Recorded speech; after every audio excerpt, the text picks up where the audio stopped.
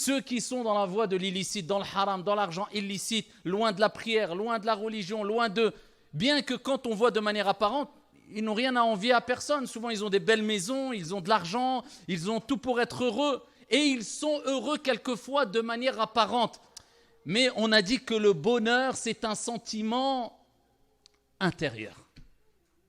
Et wallahi, tu peux paraître être le plus heureux et le plus riche et le plus beau si tu n'as pas la richesse intérieure et le calme de l'esprit, le calme du cœur, la sérénité du cœur. Si tu n'as pas ce bonheur, cette tranquillité intérieure, tu n'as rien, et on le sait. Et oh, combien de riches se sont suicidés, puisqu'ils se sont dit, j'ai de quoi assouvir mes besoins, mes envies. Je peux acheter ce que je veux pour être heureux. Le but, quand on veut avoir de l'argent, quand on veut avoir le pouvoir, c'est pourquoi? Le but, c'est quoi? C'est avoir du plaisir pour être heureux. Mais quand il a tout cela, et qu'il se dit, je peux même aller sur la lune si je veux, j'ai tellement d'argent, je fais ce que je veux, je peux organiser ce que je veux, je peux avoir ce que je veux, je peux acquérir ce que je veux, mais il sent toujours un vide. Bien, il se rend compte, bon gré mal gré, qu'en fait, le vrai bonheur, ce n'est pas ce qui est palpable physiquement à travers les richesses et les biens d'ici-bas, mais c'est le sentiment intérieur qui se manifeste par un calme de l'esprit, un repos de l'âme, une tranquillité du cœur. Et cela ne peut être propulsé que par la puissance de l'iman, la foi. Alors il y a plusieurs éléments pour acquérir le bonheur de manière générale. Nous, en tant que croyants musulmans, on dira c'est la religion. Mais il faut pousser un peu plus loin et chercher à savoir quelles sont les clés les plus importantes pour goûter à ce bonheur.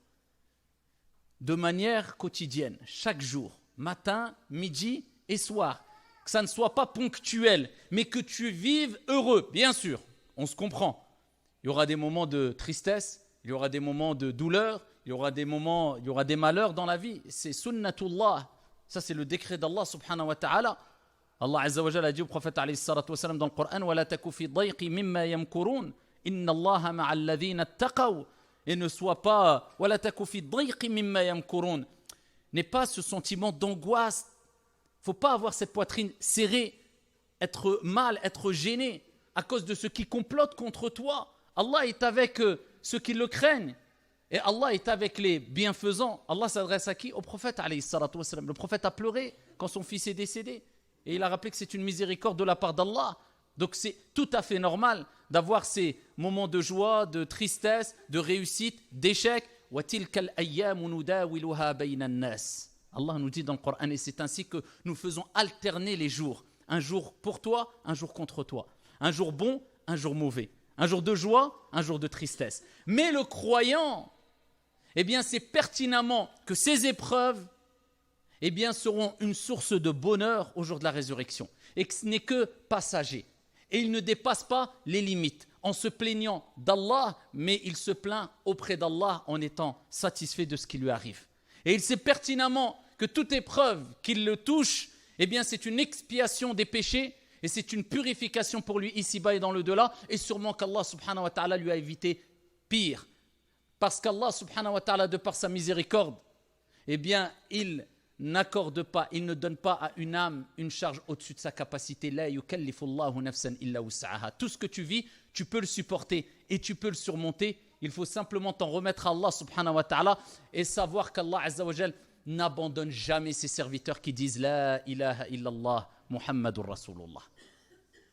Parmi les clés du bonheur, et on va les citer par ordre de priorité, il y a 3 clés. On entend souvent parler, mais est-ce qu'on les a bien saisies? Je ne vais pas m'attarder des heures, mais simplement, il est important de comprendre l'importance et la valeur de ces clés-là.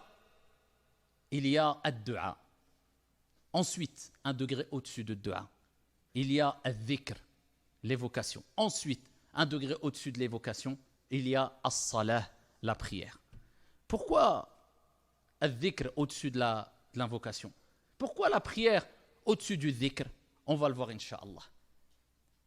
Nous avons dit précédemment que si tu veux le bonheur éternel, il faut le gagner, il ne s'achète pas. Et comment on le gagne? En gagnant l'amour d'Allah Azza wa Jal. Et comment on gagne l'amour d'Allah Azza wa Jal? وَمَا خَلَقْتُ الْجِنَّ وَالْإِنسَ إِلَّا لِيَعْبُدُونَ. Allah Azza wa Jal, il nous dit dans le Coran, je n'ai créé les djinns et les hommes que pour m'adorer.